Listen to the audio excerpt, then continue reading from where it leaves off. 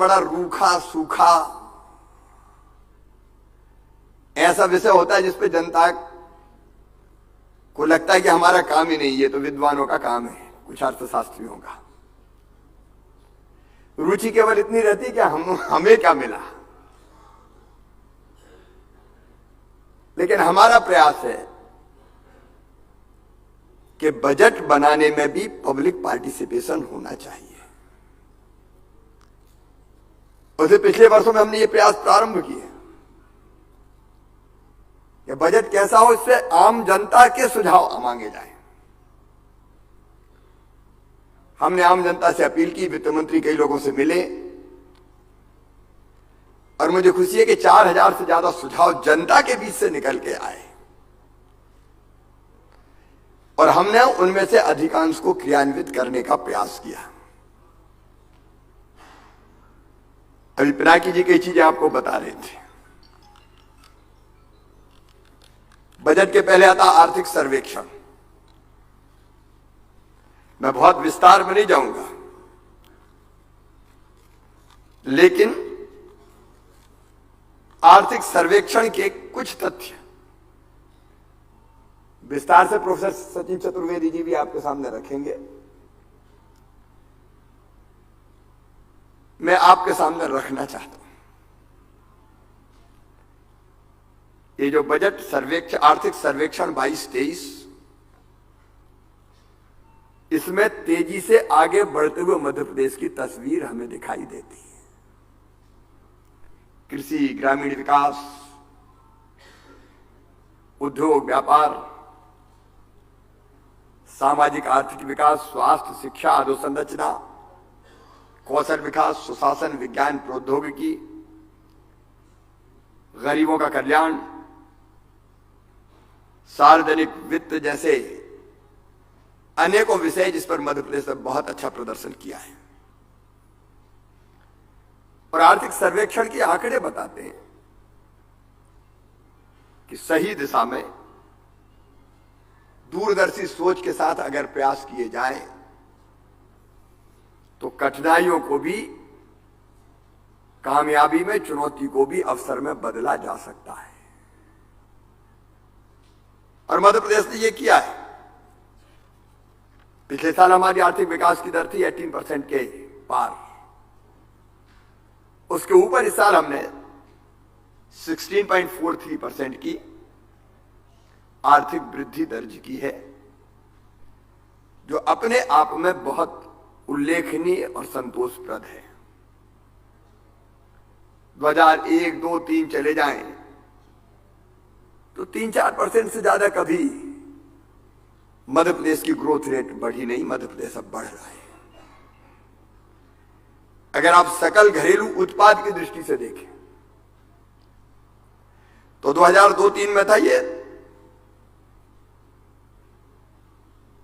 केवल 71,000 करोड़ के आसपास।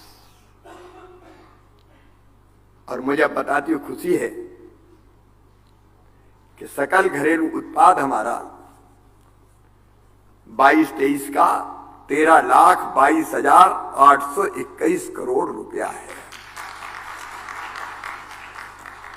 ये मध्य प्रदेश के संदर्भ में ये 18 गुना वृद्धि, ये अपने आप में चमत्कारिक है। पर कैपिटा इनकम देख लीजिए आप, 2-3 के आसपास थी ये 11,718 रुपया।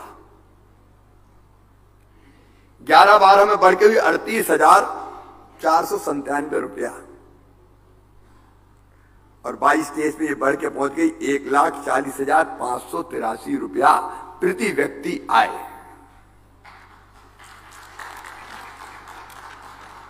मैं अभी संतुष्ट नहीं हूं, हमें और आगे जाना है। लेकिन जिस गति से हम बढ़ रहे हैं वो अपने आप में एक रिकॉर्ड है। कई बार एक आरोप लगाया जाता है, कर्जा ले लिया, कर्जा ले लिया, लेकिन ऋण के कुछ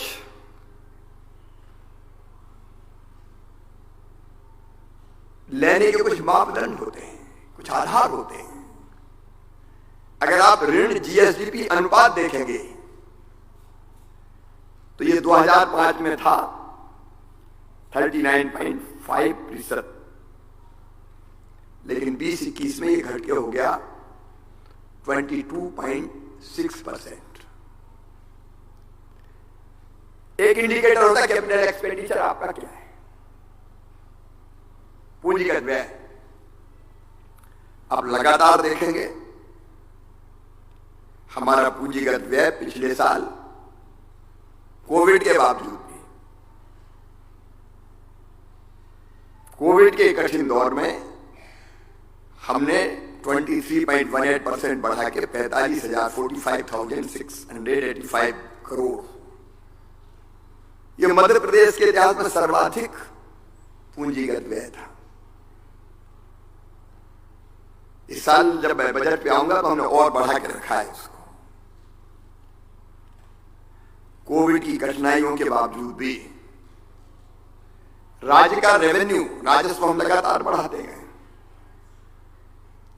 और यह बढ़ा है 7.94% की दर से। अभी कहीं मैं समीक्षा कर रहा था अपने राजस्व संग्रहण करने वाले विभागों का, अकेली जीएसटी में इस साल 22% अब तक फरवरी के अंत तक 22% की वृद्धि दर्ज की गई है। हम टॉप 5 जो राज्य हैं देश के उनमें से हैं। तो हम लगातार अपने रेवेन्यू को बढ़ा रहे हैं। प्रायोरिटी सेक्टर लैंडिंग अगर आप देखें तो किसानों को ऋण में 13.41% और एमएसएमई क्षेत्र को ऋण में 30.22% की वृद्धि हुई है।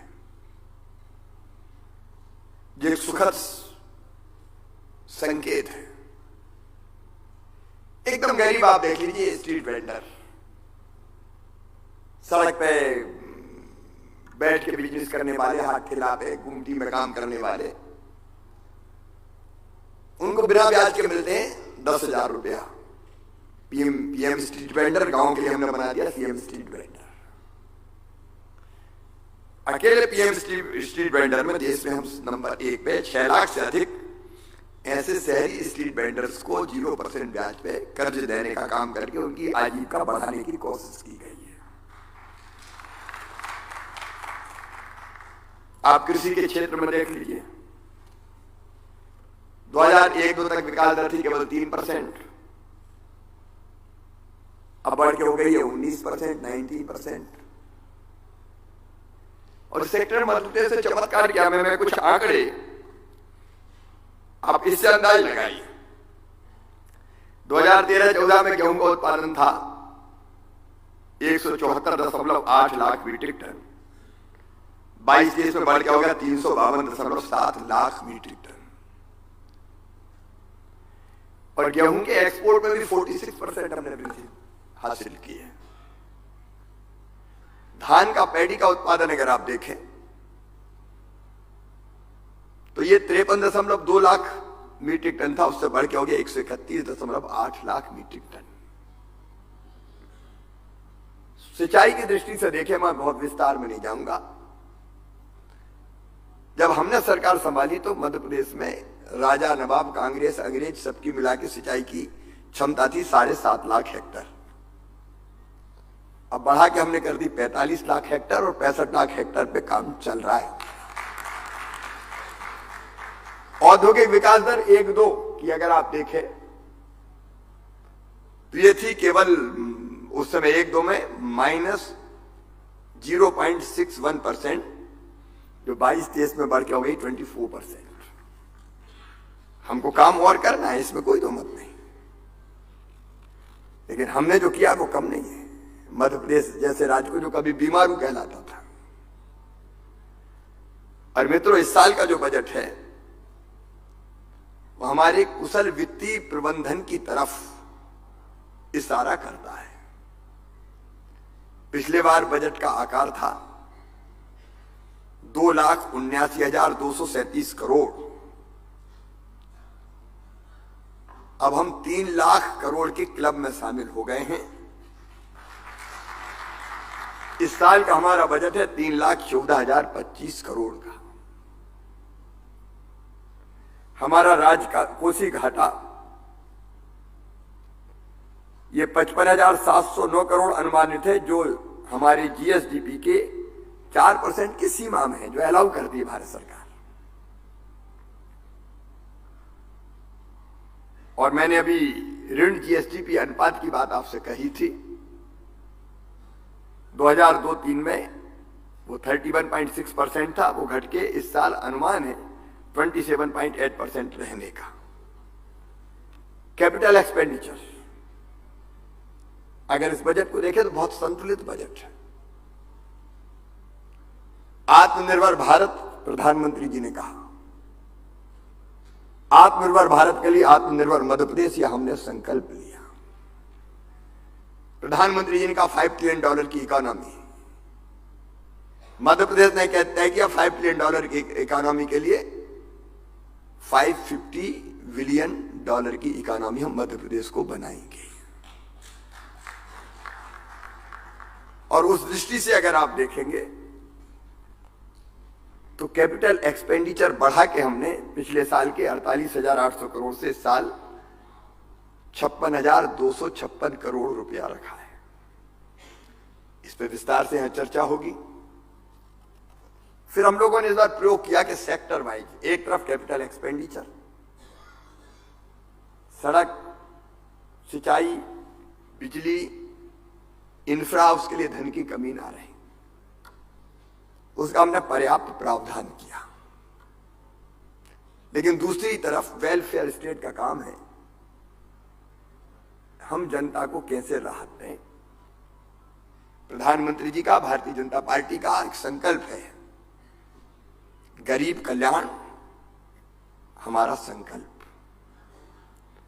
और इसलिए उस दृष्टि से अगर देखें तो महिला, किसान, युवा और गरीब, मैं ज्यादा विस्तार में नहीं जाऊंगा क्योंकि हम बाकी सुनना चाहते हैं।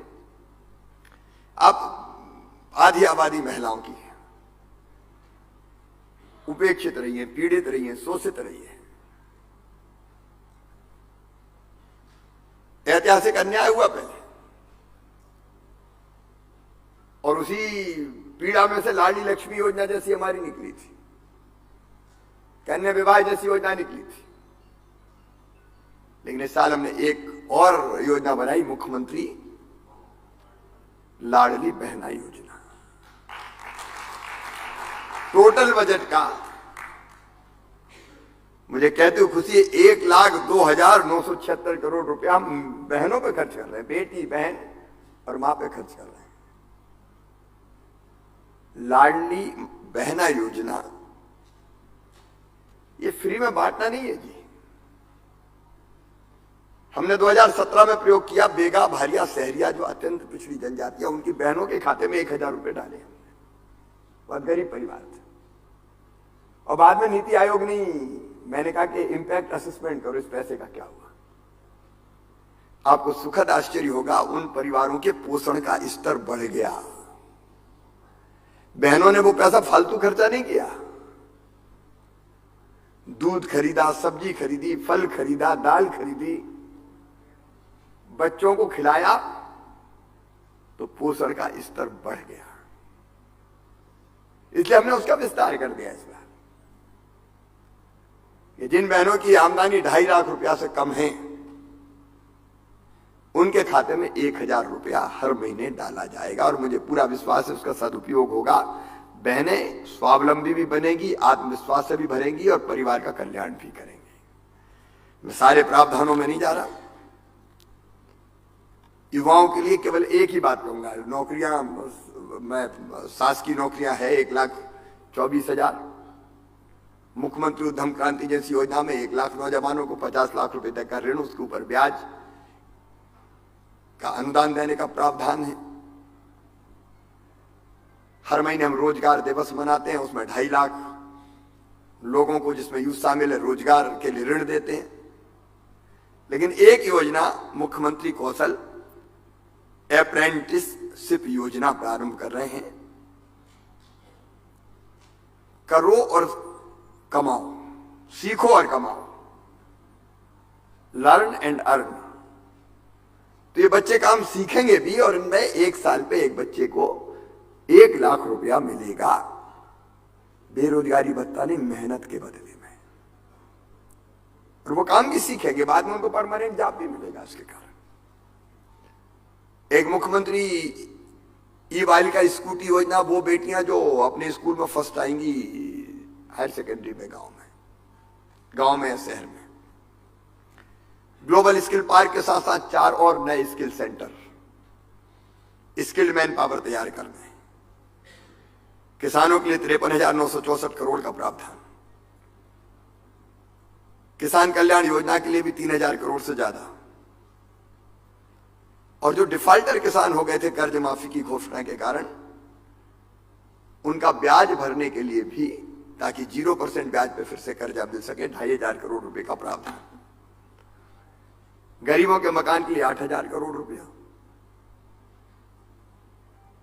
संबल के लिए पर्याप्त प्रावधान। तो गरीब कमजोर वर्ग हो, अनुसूचित जनजाति के लिए 36,950 करोड़, और जाति के लिए 26,000, अनुसूचित जाति के लिए 26,087 करोड़। आप खेल देख लीजिए, यूथ बढ़े तो पिछले साल से लगभग 3 गुना बढ़ा के 738 करोड़ रुपया। हेल्थ के लिए, शहरी विकास के लिए, अर्बन डेवलपमेंट की अलग अलग चीजों के लिए 14,882 करोड़। मेट्रो और बाकी सब चीजों के अलावा हमारी कोशिश है कि आप आकाश मार्ग का उपयोग भी शहर करें, इसलिए रोप वे, केबल कार। अब भोपाल में मेरी कल्पना है कि सीधे बड़े तालाब के सिरे से केबल कार चले और एयरपोर्ट उतार दे लोगों को, तो सड़क पे बोझ कम हो जाए। उज्जैन में हमने शुरू इस बार स्टेशन को उतरेंगे और रोपवे में बैठ के सीधे महाकाल परिसर पहुंच जाएंगे। तो सड़क पे हम कैसे बोझ कम करें। इंफ्रा में Vindhya expressway, Narmada expressway, Chambal Atal express way.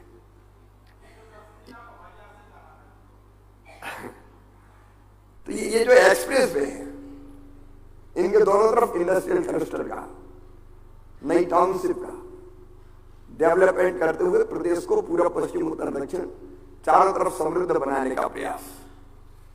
Health हो, एजुकेशन हो, अब सीएम राज स्कूल हमारी अलग कल्पना है, पीएमसी स्कूल में और जोड़ गए। सीएम राज स्कूल का मतलब इतना बेहतर इंफ्रा स्कूलों का, lab, library, playground, swimming pool, एक एक स्कूल के इंफ्रा पे 38-38 करोड़ रुपया खर्च कर।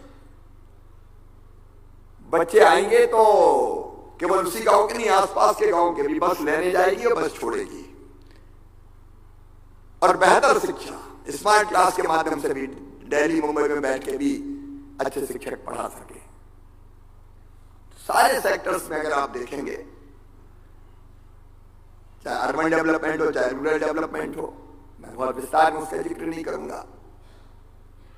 एक चीज और देखें, मध्य प्रदेश ऐसा राज्य जिन्हें डिपार्टमेंट ऑफ हैप्पीनेस भी बनाया। हम आर्थिक प्रगति तो चाहते हैं, लेकिन रोटी, कपड़ा, मकान के अलावा भी कुछ चाहिए। और इसलिए शरीर, मन, बुद्धि के साथ साथ आत्मा का सुख भी मनुष्य प्राप्त करे। इसलिए महाकाल महालोक उसका सेकंड फेज हम बना रहे हैं। आचार्य शंकर जिन्होंने सांस्कृतिक रूप से भारत को जोड़ा, इसलिए एक आत्म धाम भी बना रहे हैं। स्टेचू ऑफ वननेस बन रहा है वहां आचार्य शंकर का। देवी महालोक, राजा राम रजा लोक, चित्रकूट में बनवासी भगवान राम का और छिंदवाड़ा में जाऊं सावली में हनुमान जी का। तो हम भौतिक के साथ साथ आध्यात्मिक प्रगति की तरफ भी ध्यान दे रहे हैं।